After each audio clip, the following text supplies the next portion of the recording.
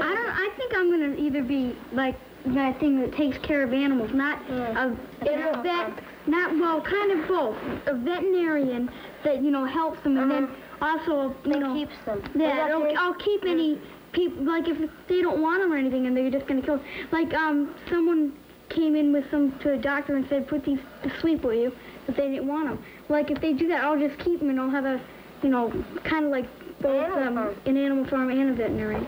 I always wanted to be that, but it's really hard because my friend knew a friend that they wouldn't let her into veterinarian school because she was a lady. I don't know how long ago that was, but I don't know. Hollis, what's she gonna be? I think I'd like to be a scientist myself. What do you want to invent?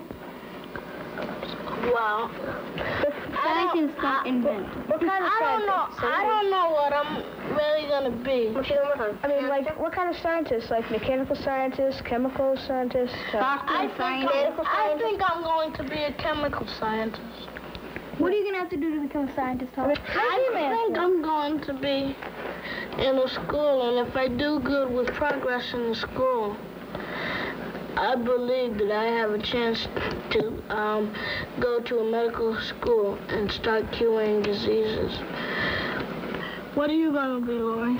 Well, I want to be a school teacher, and I want to teach kindergarten, because I like little kids. How can you walk to the other kids? Well, if they have a question or something, they can come up to my desk, or if they're sitting at their desk and they want me, I can, after I've been in my classroom, like I even know my own classrooms at school, I'd get used to it and I'd know where the kids were sitting, so I'd be able to just walk right over to their desk. I don't worry about the problems that I'm going to have because I know a school teacher, and she doesn't teach kindergarten. She teaches like 7th and 8th grade students, and she's, totally blind. Well, what if kids got into fights and stuff? And some kids have a panic. Like you couldn't. Well, when kids fight, they're not quiet, You never heard anybody have a quiet fight. That's true. So, yeah. You could also teach handicapped kids, blind kids also. Like when you're blind now, wouldn't it be easier for you to teach them? Because you would know how they would feel. Yeah, but that's not what I wanted to do. I wanted to teach, kids, kindergarten, because all my cousins are younger than I, and they're all small, and we all, get along really good because I just love little kids. Yeah, how would you get around though? Have somebody to help you out, like. Or have an assistant. Like a teacher's aide. It's a magician. Well, teacher's aide. You see your teachers in your classrooms, and they get teachers' aides, but if that's because they're assigned to you. Yeah. But I have this thing about independence, and when I want to be all on my own. When I go to college, I want to go away to college. I don't want to stay at home, and after I get out of college, I want to live in an apartment, not with my parents. It's gonna be hard, and it's teaching any grade, is no easy job, but I don't like anything that's easy. Yeah. I like something that has a challenge, When I master that, then I want something else. After we talked, we got to know some grown-ups who are doing a lot of different things. Bob is a friend of ours who really has his own place. He's building it himself. My name is Bob Briere. He wants 2 of them, I really like building things and fixing things and working with my hands. I was injured in an automobile accident 13 years ago. I've been in a wheelchair ever since. Before my accident, I had never been exposed to anybody in a wheelchair, and to talk to them or to know them as a human being. And I just thought that they were dependent upon others, but now I think quite differently. I know a lot of people in wheelchairs, and they're people just like everybody else. And they just get around on wheels, that's all.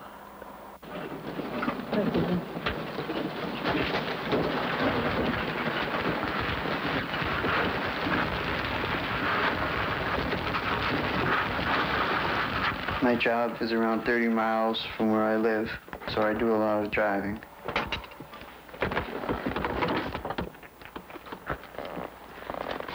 When I get a new car, I have to put in hand controls, which just connects to the brake and the gas pedal.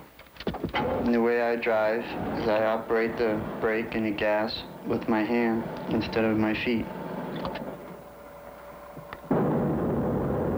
I work as a technician in an electronics plant. When I first decided to get a job, it was a little scary because I had never had a real job before, just summer jobs. Getting the job was very important because that was the first step towards being as independent as I am now. Thank you, Bobby. Thanks, Mike.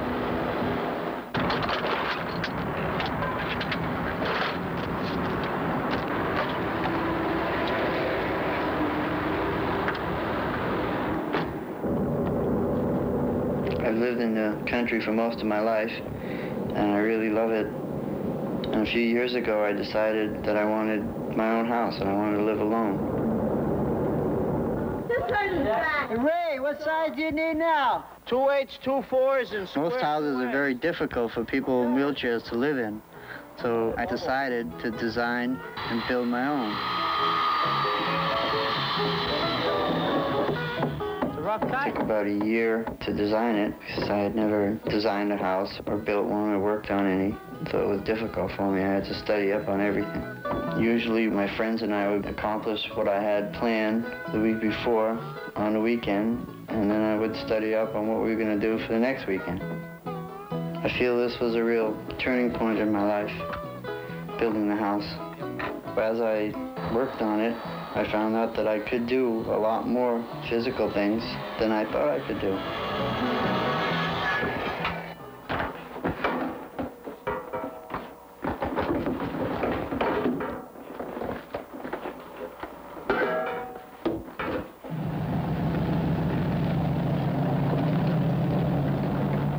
I enjoyed riding a motorcycle before my accident, and I looked around to try and find a motorcycle that I could drive, and I couldn't find one, so I built one. It's me and my machine and the road, and I forget about everything else.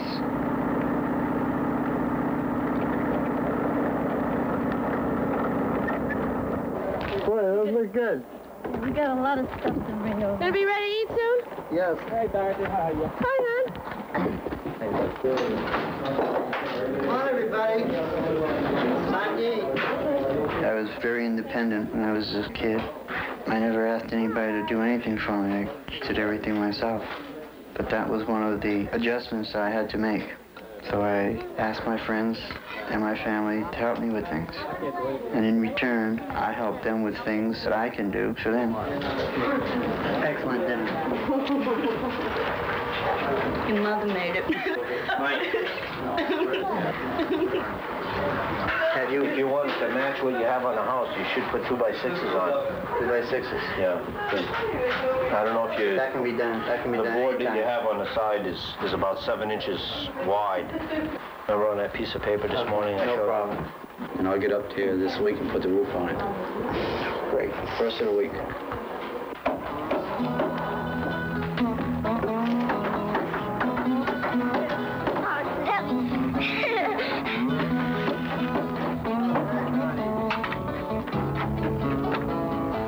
Bring it right in the middle here. It felt good inside to see the house go up little by little, weekend by weekend. Beautiful. I hand-picked just about everything in the house, including the boards for the floors, the beams for the cathedral ceiling. I wanted my house to reflect my personality, the way I felt about the way I wanted to live. I do a lot of things that you wouldn't think that most people in a wheelchair could do. Most people in a wheelchair can do them. It's a little bit more difficult to do sometimes. It's a little bit more challenging, but once you do it, it's a lot more rewarding, and it makes you feel good about yourself. Our friend Judy has a terrific guide dog named Amy, so we invited them into the studio for a talk. Some of you, I think, have some questions about Amy. Yep. What kind of a dog is she? Well, she's a full-breed German Shepherd, and she's from the Sinai. And the Sinai is just one brand of dog guides. Does we have to train her? She doesn't. No, she was trained at the Sinai. What happened is she was raised with children in a 4-H home, and when she was a year old, they brought her back to the Sinai, and she was trained for 4 months. And then I had to go down and train with her for 1 month. So she was trained altogether about 5 months. How long have you had her? 7 years. Wow. Yeah. How old do you have to be able to have one? And you have to be old enough to go to college, about 18. When you're walking with her, do you have to kind of guide her so you tell her where you want to go? No, well, that's what she guides me, right, by my hanging onto the harness. But then I have to give her commands so that you have to know where you are. Right. If I want to go into a store and I know it's up on the left, I'll tell her left, left. And when we get to the store, she'll turn in if we've been there before.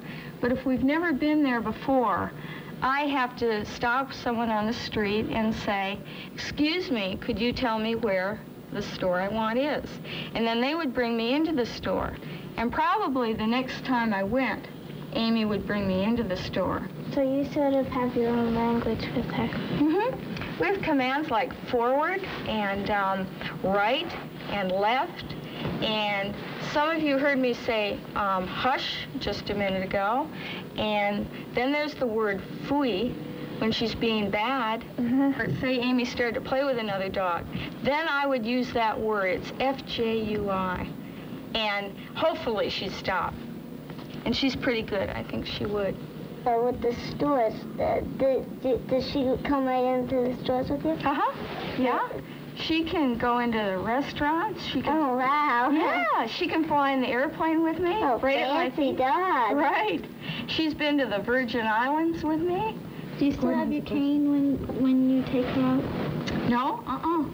I used to work with a cane, but I think that walking with a dog, at least for me, because I'm totally blind, I can go a lot faster with a dog than with a cane.